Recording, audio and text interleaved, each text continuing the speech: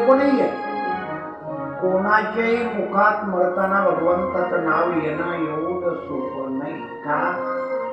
आयुष्यभर जे भजन करतात ना महाराज, मरताना त्याच्याच मुखात कधी कधी येत नाही, धोका भेटत.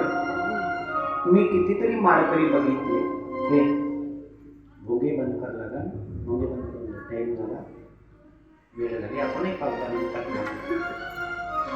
सकाळी थोडंसं जास्त वेळ पाहिजे, पण आता सकाळी तुम्ही दिंडी आले आल्या आपण कथा चालू करून देत जाऊ म्हणते ना, म्हणते काय